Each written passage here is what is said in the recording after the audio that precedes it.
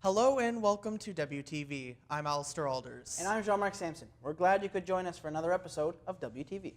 Coming up, we'll have a story about how law students are trying to help refugees get into Canada. Also ahead, a story about the Coloured Hockey League of the Maritimes and the impact it's still having today. I'll have that coming up. But first, let's check in with Callum Smith at the news desk. Thanks, Allister. It was another rally for the teachers on Sunday. Supporters made their way out to Grand Parade in Halifax. Kenzie Donnelly is the founder of Students for Teachers. She says a fair deal is more important than a quick one. The proposals are not good proposals. They're not ones that accurately help what needs to be fixed in the classrooms. I think that they should only say yes to an agreement that actually fixes what needs to be fixed in our classrooms. She says as a grade 12 student it's been difficult, but she's more worried about the future of the education system. Meanwhile, President of the Nova Scotia Teachers Union says modest gains have been made to the third proposal, which is currently being voted on. There was a powerful gathering at the Umma Mosque in Halifax last Friday as people stood in solidarity after the recent Quebec shooting.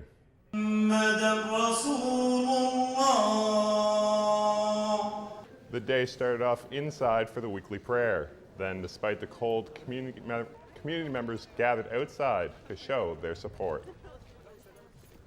They're neighbors, and so it's really important for them to know that their neighbors are standing beside them, literally. People formed a circle around the mosque as a symbol of togetherness. I'm here for Canada. Now, being a Muslim, I'm here for Canada because this is the first time in my life that I've seen something happen to the Muslim community and a country's leader step up to say that it was a terrorist attack against the Muslims. And I respect that, I appreciate that, and I love that about Canada. As part of African Heritage Month, Dalhousie University is trying to increase understanding about racism on campus and beyond. People of color were not welcome here. They are holding a three-part discussion to talk about people of African descent and the struggles they face. We spend our lives here. It's important that Black people feel comfortable on this campus, feel that they have a voice, feel that when they make a complaint, their complaint is listened to and action is taken. We are interested in solving these problems. Cooper hopes the talks will make people more comfortable with voicing concerns and raising issues they face. Meanwhile, L. Jones says there needs to be a deeper understanding. It's one thing to sort of celebrate Black History Month by putting up a poster. It's another thing to engage with Black History Month by understanding that it needs to be dedicated to the cause of the liberation of African people and what that means. The third and final discussion will be held next Wednesday at the university. We've been giving you a sneak peek at some of our feature stories in the North Preston Untitled series. Here's a story of Violet and Fleming Downey. I know that the children won't have anything. If anything should happen to me or their father, if they want to have nothing, if they ain't got the land.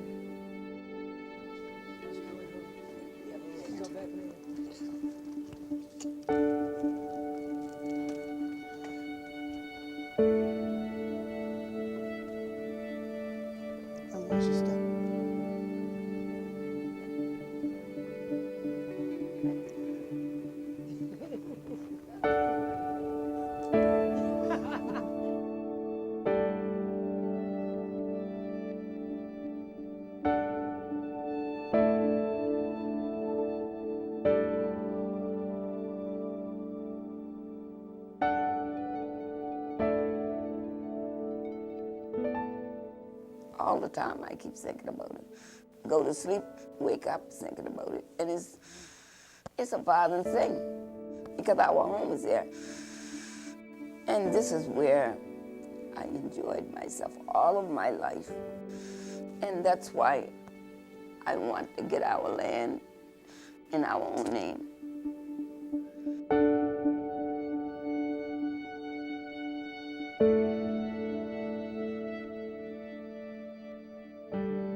I didn't have the money at the time, and he said he still could have done halfway, but he didn't do anything. He just closed the case. Just tell me that just taking your time and doing it. But every time I call him up or go out there, wasn't nothing done.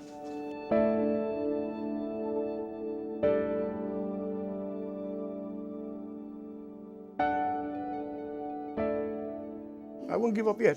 It's just a hurting thing when you're trying something, you ain't getting it. You ain't getting too far, so you don't know what to say to yourself. Growing up, we all had our own separate spots where we wanted to build, and this was my spot, right here.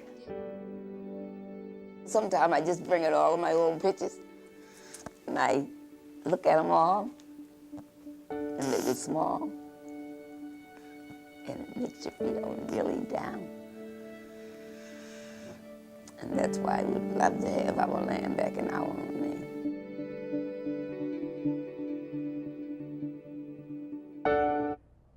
That was a look at our North Preston land title project with Violet and Fleming Downey. And the Minister of Natural Resources, Lloyd Hines, says the government is working towards a solution to help people like the Downeys. But he says after 200 years without it, getting people clear title to their land is a complicated process. It boils down to that 5-letter word, M-O-N-E-Y. The various techniques that are used to accomplish the objective, to clear the title, involve appraisals, it involves surveys, it involves lawyers. And then there are various fees associated with the legal processes that we have that relate to processing land. So people often do not have the resources to be able to apprehend that. The government hasn't put any new money into the land title process, but Hines says his department is working with the Barristers Society and other groups who are offering help for free. Make sure to join us at our NSCC Waterfront campus in Dartmouth on February 24th for our official launch. You can find details of the launch at waterfronttv.org. Back to you guys. Thanks, Callum. It's time now for a quick break. But there's still much more to come on WTV. Law students gathered in Halifax to gather research to challenge Trump's ban on 7 Muslim-majority countries. And with the support of a local community, a Syrian refugee's daughters will be brought to Canada. Those stories are coming up. It's WTV. It's me, Jonathan Torrens. Welcome back to WTV. President Donald Trump's recent decision to ban refugees and immigrants from 7 Muslim-majority countries from the U.S. has sparked protests throughout that country and here in Canada. Last weekend, law students gathered in Halifax to research a legal argument that would help them fight the ban. Over 50 law students from the Dalhousie Schulich School of Law came out on Saturday for a research-a-thon to help protect refugees. So we're participating with the rest of the law schools in Canada, all of the law schools, to research a legal challenge against the Safe Third Country Agreement. The legal third country agreement between Canada and the U.S. came into effect in 2004. It requires that asylum seekers seek refugee protection in the first safe country they arrive in. That means if they arrive in the United States, refugees cannot seek status here in Canada. And with the Trump ban on, these students say that needs to change. The reason why we need to challenge it is because this agreement is what's stopping the Canadian government from being able to protect refugees. It's inspiring to remember that we, as law students, as alumni, as professors, have such a position of privilege to know this stuff, to understand kind of the inner workings, and to come together and use that to really make the world a better place, make the world a more safe place. And for Mia Zek, helping refugees is something near to her heart. Her parents were refugees from Poland. My parents came here with nothing, and now I'm a law student, and I feel very privileged to be in this position with this education. This could be somebody else's refugee story, but we're not letting them come in. And Mia Zek hopes similar events held across the country will ultimately lead to a legal challenge of Canada's current rules. While some are busy researching refugee issues, others are busy helping Syrian families here in Nova Scotia. WTV's Jenny Searle is standing by with the story on one community group doing its best to reunite a family. Jenny. Thanks, Jean-Marc. The Halavs have been in Halifax for 1 year with 8 of their 10 children, but they're desperate to bring their 2 eldest daughters here as well. It's a community with one mission: reuniting Talal Halav and his wife with their 2 eldest daughters. The daughters are still living in a refugee camp in Jordan. It was very good, and we was in Syria, and then we moved to Jordan. We stayed in Jordan for 3 years. Then we came to Canada in the 26th of January 2016. After arriving last year with 8 of their 10 children, Khalaf met Betty Kugel, whose own children go to the same school. We got together and he told me their story. And when he told me their story of the life they had had in Jordan, which I had thought they were very safe and well taken care of, but in fact they were living in horrible poverty, and the girls were still there, and their parents had to make this horrible choice to come, bring their 8 younger children, and leave their 2 adult daughters. Kugel decided she needed to help him get his daughters here. So with the help of St. James United Church, they've raised more than $54,000 to assist with bringing and resettling both daughters and their families in Canada. Khalaf says he's grateful for the support he and his family are receiving. He feels that he's between his family. When he just told them that he wanted to get his daughters here in Canada, they were too helpful for him.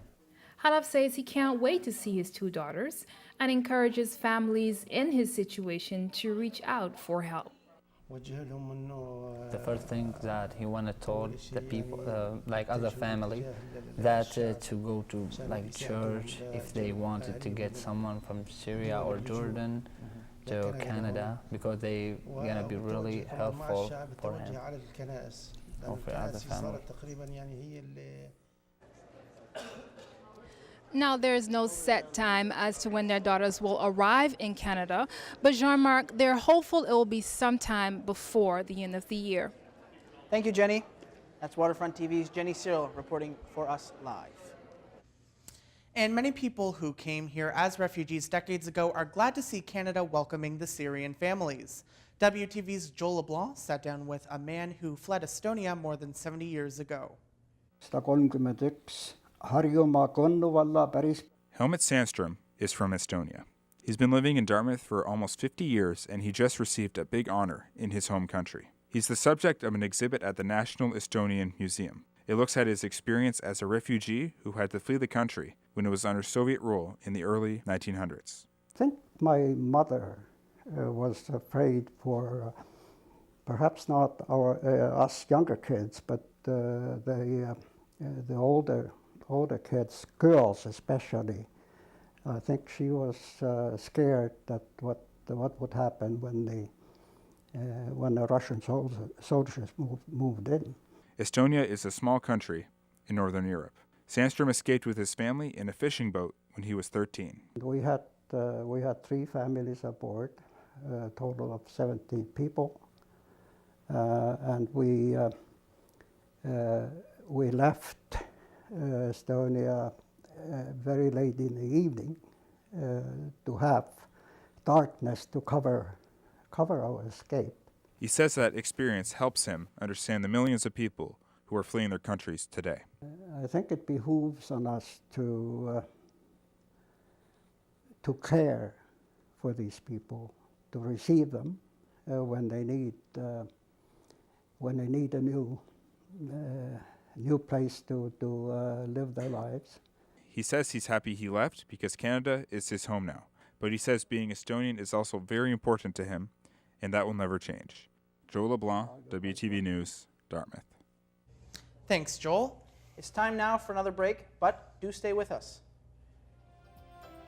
A hockey game aimed at keeping a former league's memory alive was recently held in Cole Harbour. We'll meet 2 brothers who took to the ice to celebrate the past. That and more coming up after the break. Welcome back to WTV News. It's time now to take a look at the weather forecast. The forecast high for today was -1, but temperatures dropped through the day, and the low overnight is expected to be -10. Our normal high temperature for this time of year is -1.6, and our normal low is just shy of -10.8. Our record high temperature was set back in 1971 when we reached 10 degrees. Our record low temperature was -21.7 degrees, set back in 1994. Taking a look at the next 3 days, for Friday, snow will be ending in the morning, then a mix of sun and clouds with a chance of flurries and a high of -10. The overnight low will be -15. For Saturday, expect a mix of sun and clouds with a high of -9 with temperature of -8 overnight.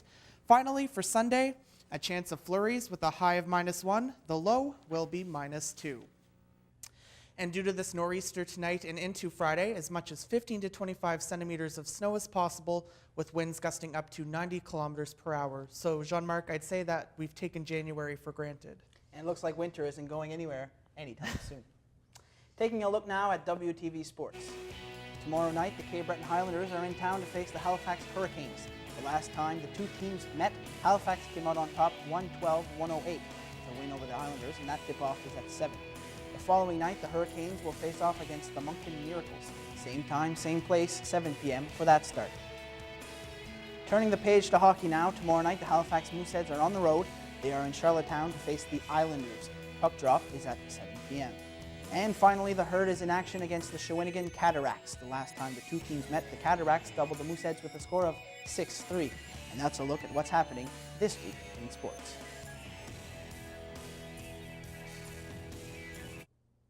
When you think of Canada's pastime, most think of hockey, but do you know its history? I attended a local hockey game that was aimed at keeping a former league's memory alive and met two brothers that held this game close to heart. For Sonny and Craig Gibson, playing hockey together isn't something new. I mean, Sonny and I have been playing a lot of hockey. I started playing hockey when I was 12. Last Saturday, they were on the ice again, this time commemorating the former Coloured Hockey League of the Maritimes. The All Black League existed from the late 1800s until 1930 and had 20 teams. Coming from a small black community and hearing something about the Coloured Hockey League, it got my interest. I mean, I've been following hockey for a long time. A big Maple Leaf fan. Wasn't into sports too much TV, was playing basketball and stuff. But Craig says there weren't a lot of role models in the NHL. You know, when I was playing hockey growing up, I didn't see that many black hockey players during my era. Lee Francis organized the event. He says it's important that young people know about their history. It signifies two things. One is that it's educating the public, whatever side of the fence that you're on, and plus it assists our young troopers that are coming up in their hockey program, that they can come out and see, hey, we have a history here. Sonny is 73 and says even in his lifetime he has faced discrimination on the ice. You're white and I'm black? They said, well, he ain't that good. We'll take him out and all that stuff. I mean, I can see that. I mean, I played a lot of hockey and kept my head up, but I could tell just by the attitude of people and how they try to treat you. Still, Craig thinks things are getting better, and it's good to see more black players in the NHL. But I think by even having the hockey players that are now is an example that anybody can play if you get the talent and the ability to do it. And you know, Allister, when I sat down with the brothers, you could truly see the sparkle in their eye when they spoke of the sport they loved so much. It was really great to see. And I can't skate very well at my age, so let alone 73 years old. Very impressive. I can't skate either, so you and me both.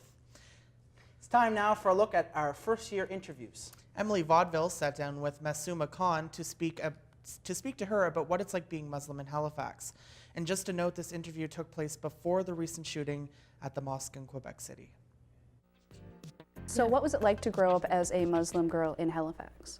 It was quite interesting because, like, as a child, you don't really realize the differences between you and your next door neighbor until, you know, people from society really point it out.